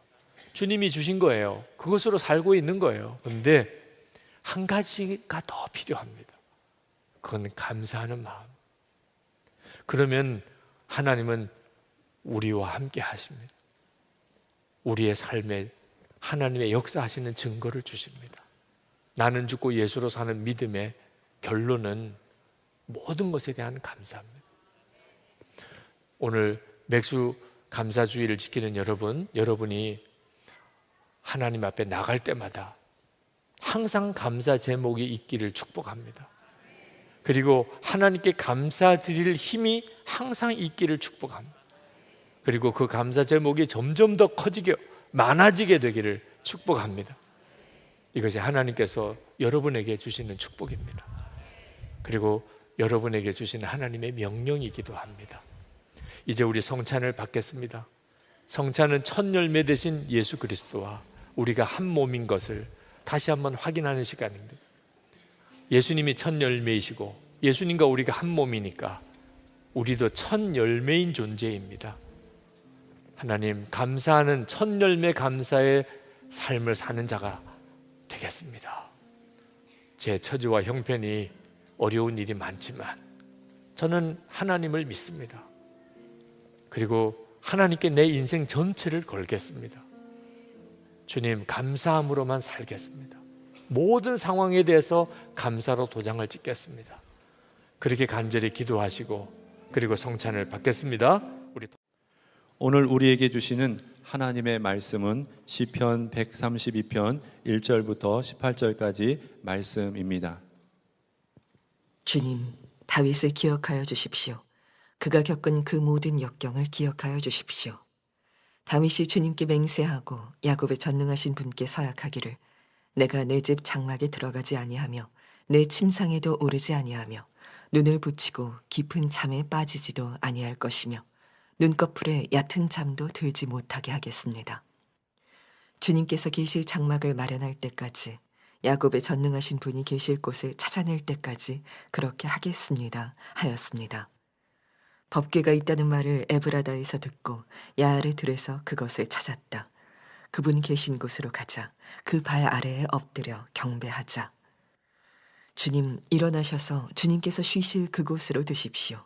주님의 권능 깃들인 법궤와 함께 그곳으로 드십시오. 주님의 제사장들이 의로운 일을 하게 해주시고 주님의 성도들도 기쁨의 함성을 높이게 해주십시오. 주님의 종 다윗을 보시고 주님께서 기름 부어서 세우신 그 종을 물리치지 말아주십시오. 주님께서 다윗에게 맹세하셨으니 그 맹세는 진실하여 변하지 않을 것이다. 내 몸에서 난 자손 가운데서 한 사람을 왕으로 삼을 것이니 그가 보좌에 앉아 내 뒤를 이을 것이다. 만일 내 자손이 나와 더불어 맺은 언약을 지키고 내가 가르친 그 법도를 지키면 그들의 자손이 대대로 내 뒤를 이어서 내 보좌에 앉을 것이다. 주님께서 시온을 택하시고 그곳을 당신이 계실 곳으로 삼으시기를 원하셔서 이렇게 말씀하셨다. 이곳은 영원히 내가 쉴 곳, 이곳을 내가 원하니 나는 여기에서 살겠다. 이 성읍에 먹거리를 가득하게 채워주고 이 성읍의 가난한 사람들에게 먹거리를 넉넉하게 주겠다. 제사장들로 의로운 일을 하게 하고 성도들은 기쁨의 함성을 지르게 하겠다. 여기에서 나는 다윗의 자손 가운데서 한 사람을 뽑아서 큰 왕이 되게 하고 내가 기름 부어 세운 왕의 통치가 지속되게 하겠다. 그의 원수들은 수치를 당하게 하지만 그의 면류관만은 그의 머리 위에서 빛나게 해주겠다. 시편 132편은 성전을 향하여 가는 순례자들이 성전을 갈망하던 다윗의 심정으로 노래했던 노래입니다. 성경에 나오는 많은 사람들 중에 다윗처럼 하나님의 성전을 사모하고 주님을 갈망했던 사람은 아마 찾기 어려울 겁니다. 다윗이 이스라엘의 왕이 되었을 때 그때 다윗의 마음의 가장 아쉬움은 여호와의 법궤가 예루살렘에 있지 않았다는 것입니다. 그래서 여호와의 법궤를 찾으려고 얼마나 그가 사모했는지를 3절부터 5절까지의 구구절절 나옵니다. 내가 내 집 장막에 들어가지 아니하며 내 침상에도 오르지 아니하며 눈을 붙이고 깊은 잠에 빠지지도 아니할 것이며 눈꺼풀에 얕은 잠도 들지 못하게 하겠습니다. 주님께서 계실 장막을 마련할 때까지, 야곱의 전능하신 분이 계실 곳을 찾아낼 때까지 그렇게 하겠습니다. 여러분, 이 짤막한 구절 중에 다윗이 이렇게 하나님을 사모하고 또 성전을 갈망하는 사람이구나 하는 것이 이렇게 확 느낌이 오잖아요. 이렇게 믿는 것이었구나. 그래서 하나님이 다윗을 그렇게 사랑하셨구나 하는 것도 알 수 있죠. 여호와의 법궤가 어디 있는지를 자꾸 찾다가 법궤를 찾게 됩니다.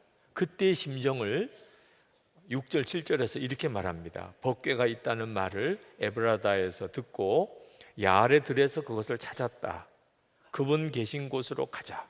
그 발 아래 엎드려 경배하자. 정말 다윗은 하나님께 경배하는 일, 그리고 하나님의 성전을 사모하는 마음이 간절했던 사람입니다. 8절부터 10절까지는 솔로몬이 성전을 짓고 난 다음에 봉헌식 때 드렸던 기도인데 그것은 그대로 다윗의 심정이었습니다. 여호와의 법궤를 예루살렘으로 모시고 올 때 그때 다윗의 심정 그대로를 담아서 하나님께 올려드린 기도문입니다. 8절부터 10절입니다. 주님 일어나셔서 주님께서 쉬실 그곳으로 드십시오. 주님의 권능 깃들인 법궤와 함께 그곳으로 드십시오. 주님의 제사장들이 의로운 일을 하게 해주시고 주님의 성도들도 기쁨의 함성을 높이게 해주십시오. 주님의 종 다윗을 보시고 주님께서 기름 부어서 세우신 그 종들을 물리치지 말아 주십시오. 다윗이 이렇게 하나님의 성전을 사모하고 주님을 사모했기에 하나님께서 다윗에게 맹세하십니다. 아주 엄청난 복을 약속하십니다. 그 내용이 11절부터 18절까지 내용입니다. 하나님께서 다윗의 후손에게 왕의 권위를 자리를 물려주겠다 11절에 그렇게 약속합니다. 12절에 보면은 그 후손들이 하나님의 약속을 지키고 하나님의 법도를 지키면 그 왕위가 계속 이어질 것이라고 약속합니다. 13절에서 14절에 보면 하나님께서 이 시온에 늘 거하면서 찬양을 받으실 것이라. 그리고 15절 먹을 것이 그 예루살렘에 풍족하게 하실 것이고 16절에서는 항상 은혜로운 예배와 찬양이 그치지 않을 것이고 17, 18절에서는 다윗의 후손에서 메시아가 나게 하실 것이라 하는 약속을 하신 내용이 뒤에 뒤이어 나옵니다. 여러분, 어떻게 사는 것이 정말 복을 받으며 사는 걸까요? 다윗의 심정처럼 그렇게 하나님의 성전을 사모하는 마음을 가지고 사는 것입니다. 그러면 다윗이 복을 받은 것처럼 그 사람도 복을 받게 됩니다. 그런데 우리는 다윗보다도 사실 더 복을 받은 사람입니다. 17절 18절 말씀은 하나님께서 다윗의 후손에서 메시아가 나실 것에 대해서 약속하신 놀라운 약속입니다. 그런데 우리는 이미 이 약속이 성취된 다음 세대를 살고 있습니다. 정말 하나님의 약속대로 예수 그리스도 만왕의 왕, 온 인류의 메시아이신 예수 그리스도께서 다윗의 후손에서 태어나셨습니다. 뿐만 아니죠. 예수를 믿는 모든 성도들 안에 그 주님이 그 마음에 거하신 자가 되었습니다. 그러니 우리가 성전이 된 겁니다. 다윗이 그렇게 사모하던 성전, 여호와의 법궤가 늘 하나님의 임재를 상징하는 여호와의 법궤가 늘 있는 그 성전 짓기를 그렇게 사모했는데, 아니 세상에 저와 여러분이 그 성전인 것입니다. 주님이 우리 안에 거하시는 성전. 여러분, 성전을 사모하기만 해도 다윗이 그런 복을 받았는데, 성전된 우리는 하나님이 얼마나 기뻐하시겠습니까? 이것이 지금 예수를 믿은 자가 누리는 정말 놀랄 은혜예요. 말할 수 없는 축복입니다. 그런데 참 안타까운 것은 성전된 그런 복을 받았으면서도 많은 그리스도인들이 기쁨과 감사와 찬양, 평강, 사랑, 그런 분위기가 아닌 것입니다. 하나님이 내 안에 거하시는 이 엄청난 은혜를 받고도 불평, 원망, 낙심, 좌절 속에 빠지 사는 것이 참 안타까운 일입니다. 성도님들만 탓할 것 없지요. 목회자도 그러니까. 한 번은 저희 연회에서 목사 안수식이 있는데 저에게 설교 부탁을 해 오셨습니다. 설교 준비는 해야 되는데 목회가 그렇게 쉬운 일은 아니거든요. 힘들다는 말도 툭툭 나오고, 지쳤다는 말도 나오고, 어렵다는 말도 나오고, 점점점 목회하기가 어려워지는 시절로 바뀌어져 가서 목회자들을 만나면 그런 한탄과 어려운 이야기를 많이 하고 듣습니다. 자, 그러니 목사 안수 받는 게 그게 정말 복인가요? 아니, 목사가 되어서 사역하는 게 이렇게 힘든데 이제 목사 안수 받는 사람에게 어떻게 축복의 말을 내가 할 수 있을까? 설교 준비하는 게 너무너무 어렵더라고요. 그런데 기도하는 중에 제가 얼마나 잘못 생각하고 있었는지를 주님이 깨우쳐 주셨어요. 한국에서 목회하는 게 절대 어려운 게 아니라는, 한국의 목회 상황이 절대로 힘든 상황이 아니라는 겁니다. 처음에는 제가 느끼는 것과 너무 다르니까 선뜻 마음에 받아들여지지 않았습니다. 그런데 말씀을 읽다가 주님이 옳다는 것을 깨달았습니다. 누가복음 14장부터 보면 주님께서 제자를 부르실 때 그때 하신 말씀입니다. 누가복음 14장 26절, 물은 내게 오는 자가 자기 부모와 처자와 형제와 자매와 더욱이 자기 목숨까지 미워하지 아니하면 능히 내 제자가 되지 못하고, 누구든지 자기 십자가를 지고 나를 따르지 않는 자도 능히 내 제자가 되지 못하리라. 33절에 이와 같이 너희 중에 누구든지 자기의 모든 소유를 버리지 아니하면 능히 내 제자가 되지 못하리라. 주님의 말씀이, 이 말씀이 정말 사실이라면 한국에서 목회하는 이 목회 현장이 어찌 어렵다고 말할 수 있겠냐. 만약에 지금 이 한국의 목회 현장이 어렵다면 북한에 있는 지하교회 성도들은 도대체 뭐라고 이야기를 해야 되느냐.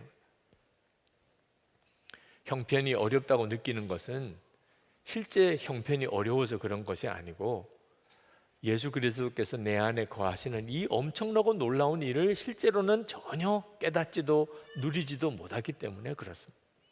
목회자면 그런 게 아니잖아요. 여러분 안에도 주님은 계시잖아요. 여러분의 삶의 형편과 처지가 비록 만만치 않다 할지라도, 아니, 예수님이 내 안에 거하시는 성전된 자의 축복을 받고 있는 게 사실이라면 세상이 힘들고 어렵다, 답답하다, 못 살겠다, 그런 말이 어떻게 나오겠냐 말입니다. 시편 기자는 1절에서 하나님께 다윗을 기억하소서라고 했습니다. 주님, 다윗을 기억하여 주십시오. 도대체 뭘 기억해 달라는 거죠? 다윗이 여러 가지 많은 역경을 겪었다는 것을 기억해 달라고 하는 것이었습니다. 그가 겪은 모든 역경을 기억하여 주십시오. 이 무슨 말입니까? 다윗이 그렇게 성전을 사모하고 주님을 갈망했던 사람인데 어려운 일도 만만치 않게 겪었다는 이야기입니다. 사울 왕이 아주 미쳐서 다윗을 시기 질투하는 마음으로 죽이려고 쫓아다녔어요. 왕이 죽이려고 쫓아다니니 그 얼마나 힘들겠습니까? 그러나 다윗이 한 번만 마음에 결심만 하면 사울 왕을 얼마든지 죽일 수 있었습니다. 2번이나 결정적으로 죽일 기회를 주셨습니다. 하나님 다윗에게 사울 왕에게 손대지 말라고 했습니다.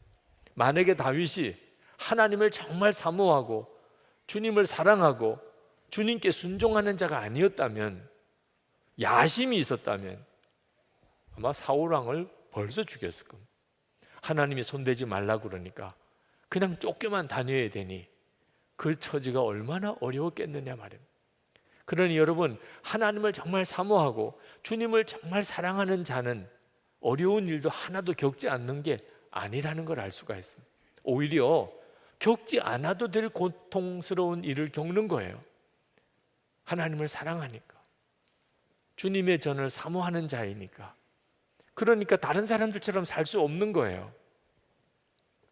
그런데 이것은 고통스러운 일만 아닙니다. 다윗이 얼마나 주님을 사랑했는지, 다윗이 진짜 하나님의 전을 사모하는 자였는지 그 고난을 겪는 일을 통하여 확증된 거예요. 그러니까 여러분이 진짜 하나님이 사랑하는 자, 여러분도 주님을 사랑하는 자, 그 증거가 뭐지요? 고난을 겪어봐야 합니다.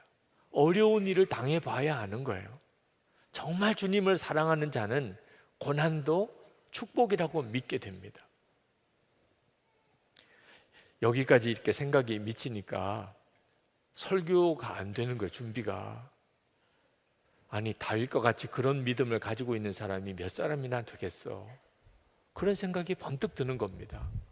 여러분이 지금까지 살아오는 동안에 여러 많은 예수 믿는 사람들을 여러분도 다 만났을 텐데, 다윗처럼 이렇게 성전을 사모하고 다윗처럼 이렇게 고난을 오히려 기쁨으로 여기고 감사로 여기고 축복이라고 여기고 그렇게 주님을 사랑하는 사람 주변에 몇 사람이나 봤습니까? 목회자들 중에도, 성도들 중에도 다윗처럼 이렇게 주님을 사모하는 자는 아주 소수예요. 그러니까 마음에 내가 어떻게 설교하나, 아마 주일에 설교를 하면 그 중에서 은혜 받는 사람이 몇 분 있기는 하겠는데, 왜? 자기가 그런 심정이니까. 그러나 대부분은 남의 이야기처럼 듣지 않겠나. 아유, 다윗이나 그렇지 뭐 누구나 다 그렇게 할 수 있겠어, 이렇게 받지 않을까, 그런 생각도 얼핏 들어요. 어느 젊은 목사님이 목회를 참 잘하셔서 교회를 개척했는데 교회가 굉장히 부흥을 했습니다. 그래서 그 목사님이 예배당을 지어야 되겠다 하는 생각을 하게 됐어요. 네, 교회를 개척해 주신 목사님을 찾아뵙고 예배당을 새로 짓게 될 계획을 말씀을 드렸더니 목사님이 한사코 막는 겁니다. 아직 때가 아니라고, 예배당 건축할 생각은 아직 하지 말라고. 아니에요, 지금 예배당을 지어야 됩니다. 교인들이 얼마나 많이 오는지 모릅니다. 그랬더니 그 목사님이 하시는 이야기가, 자네 많이 변했네, 변질된 것 같아. 그 말씀에 그냥 아무 말을 못하고 예배당 건축 계획을 포기했다는 거예요. 그런데 마음을 못 잡겠는 거예요. 예배당을 건축할 그런 어떤 마음의 계획이 무너지니까 도무지 종잡을 수가 없더래요, 마음을. 그렇게 방황하다가 깨달았다는 겁니다. 내가 예수님 한 분이면 충분한 목사가 아니었구나. 말은 그렇게 하면서도 내가 예수님만 사랑한다고 그렇게 고백을 했는데 그게 다 거짓이었구나.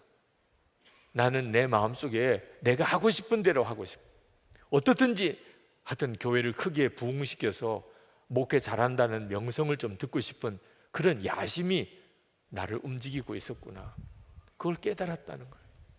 제가 그 목사님의 이야기를 들으면서 참 목회자도 어쩔 수 없이 이런 인간적인 약심으로 겉으로는 하나님의 영광을 위한다고 하면서도 다 자기 욕심, 자기 체면, 자기 이름을 날리려고 하는구나, 그 사실에 대해서 동감하면서도 참 귀하게 여겨지더라.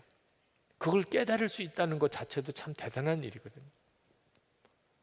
안타깝게도 얼마나 많은 사람들이 실제로 정말 다윗처럼 주님을 사모하고 주님을 사랑하고 그리고 철저히 주님께만 순종하는 사람 찾아보기가 참 어려워요.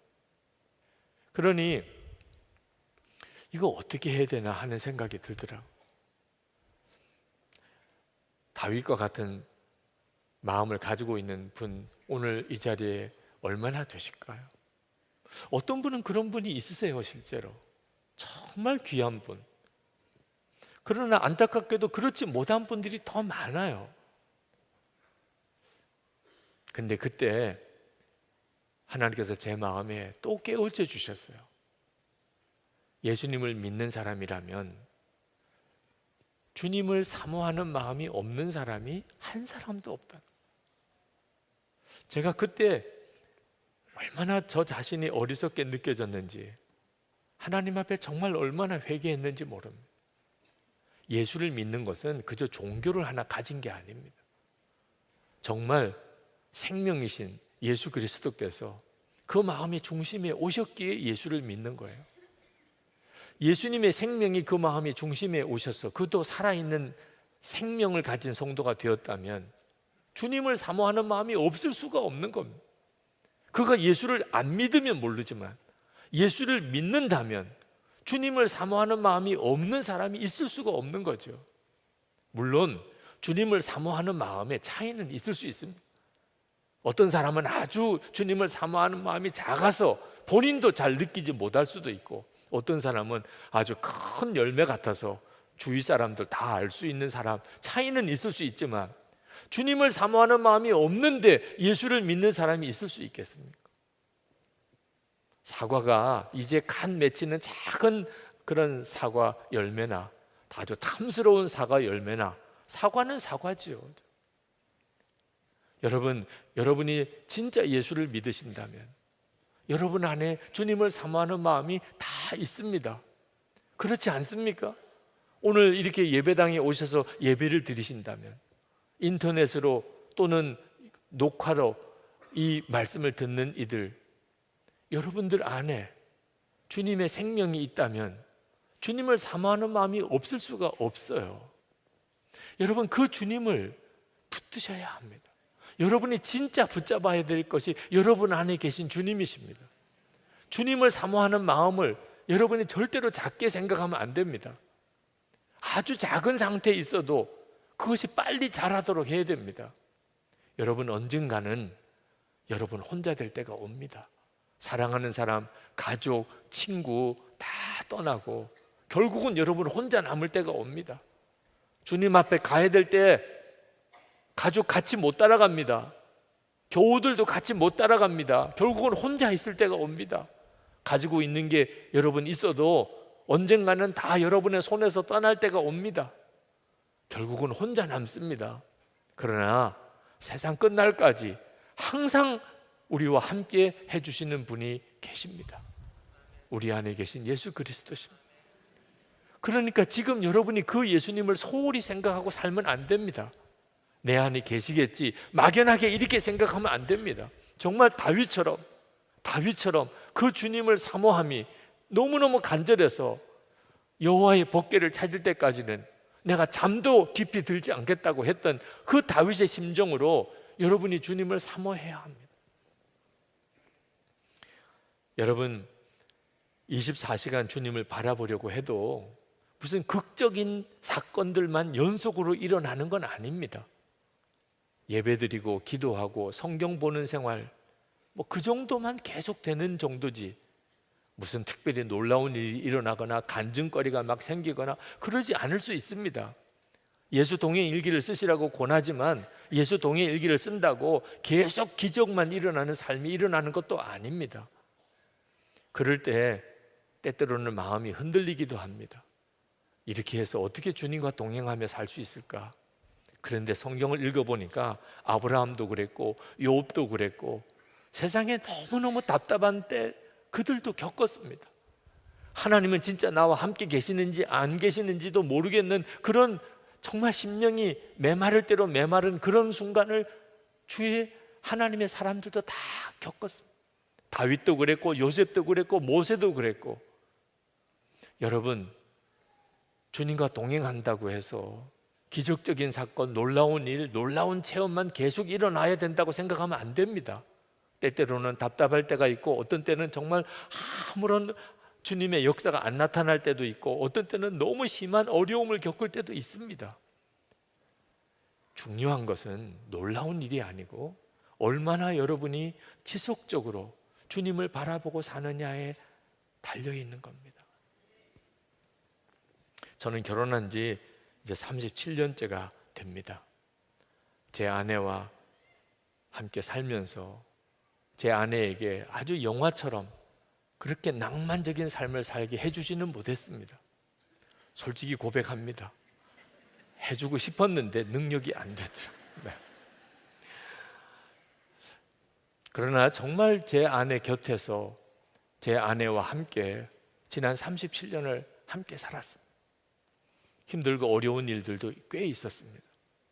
그러나 그 모든 일을 아내와 함께 겪고, 그러면서 아내와 함께 믿음이 자랐고, 그리고 무슨 사역을 하든지 늘 아내와 함께 하려고 했고, 무슨 결정을 내리든지 아내의 말에 귀담아 들으려고 했고, 표현이 미숙하기는 했지만 아내에게 사랑을 이렇게 표현해 보려고도 여러 번 시도했고, 그럴 때마다 좀 어설프기는 했습니다.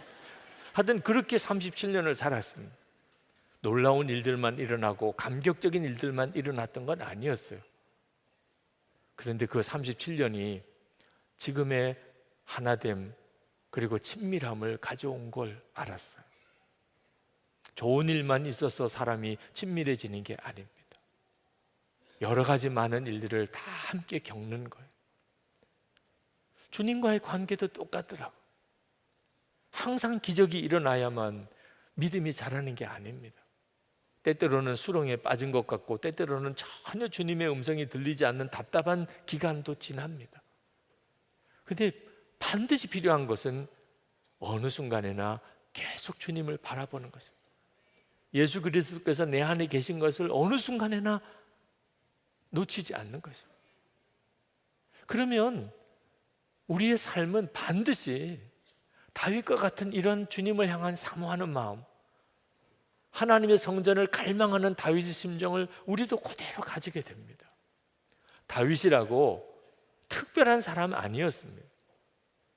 우리와 차이가 있었던 것은 어릴 때부터 그는 하나님을 사모했습니다. 다윗이 어릴 때 목동이었다고 그랬습니다.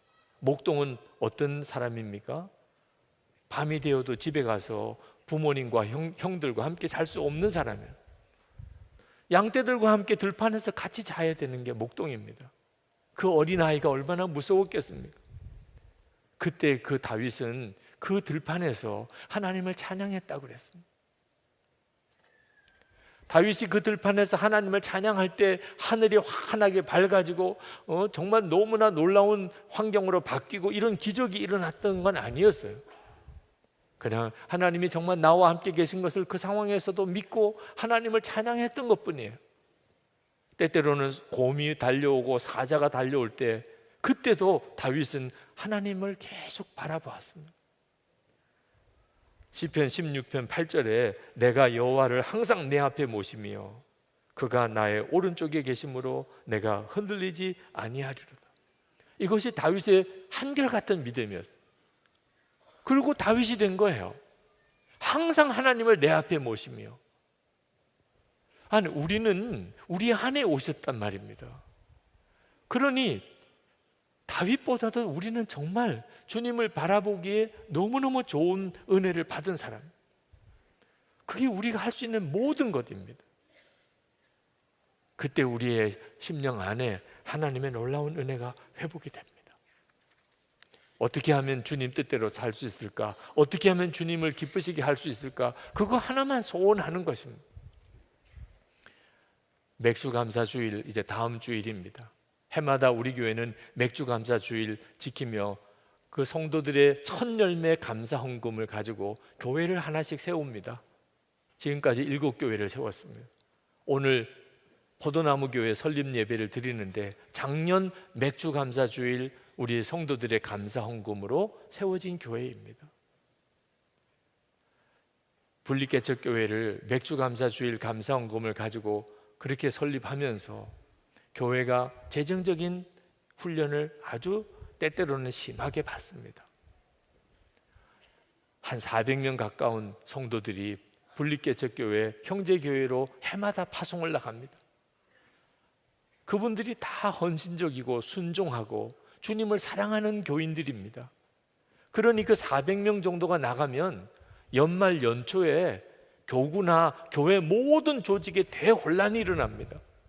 속장하시던 분, 국장하시던 분, 그런 분들이 다 나가니까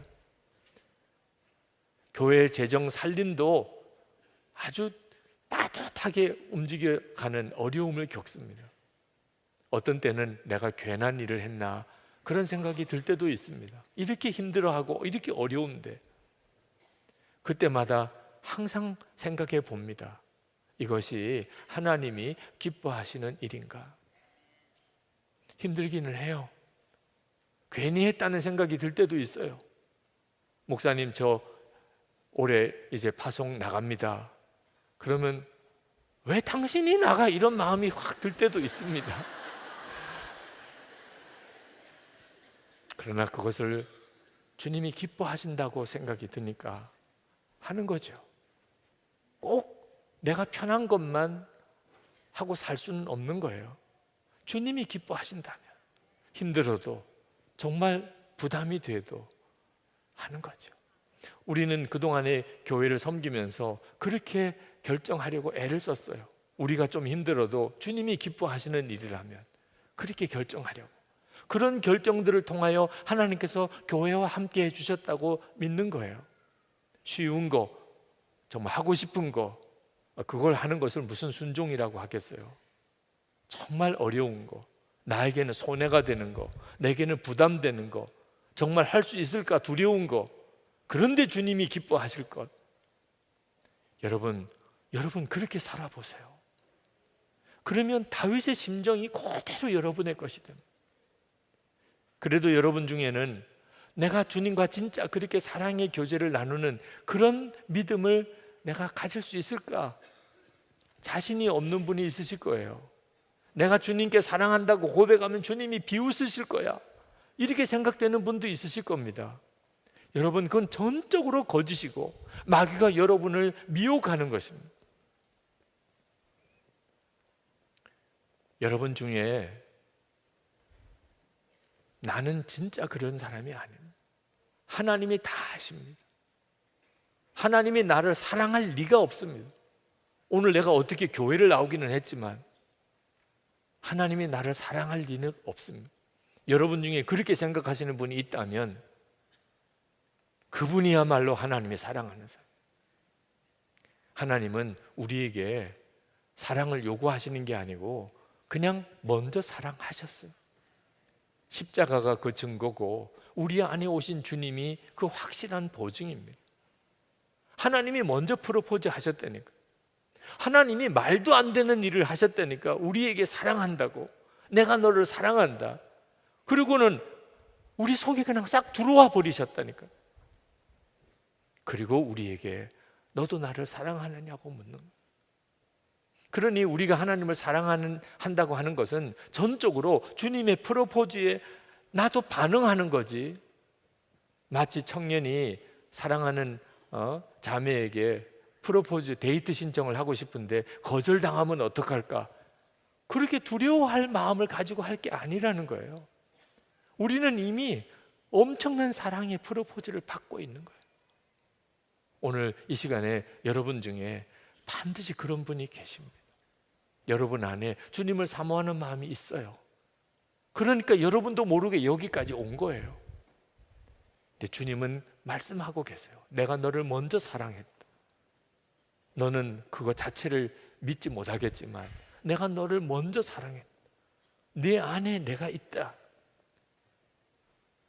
여러분이 응답하시기 바랍니다. 그러면 여러분 안에 주님을 사모하는 마음이 불일 듯 일어나게 됩니다. 이미 여러분 안에 계시니까. 우리가 오늘 찬양을 먼저 드리고 기도하고 싶은데 다윗이 만약에 이 자리에 있다면 정말 부르고 싶은 찬양이 하나 있다고 생각이 듭니다. 예수 사랑합니다. 그 찬양.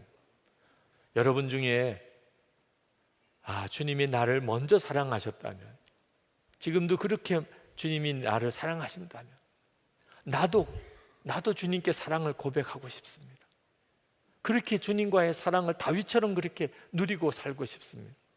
그런 분이 계시다면 일어나서 함께 부르시면 좋겠어요.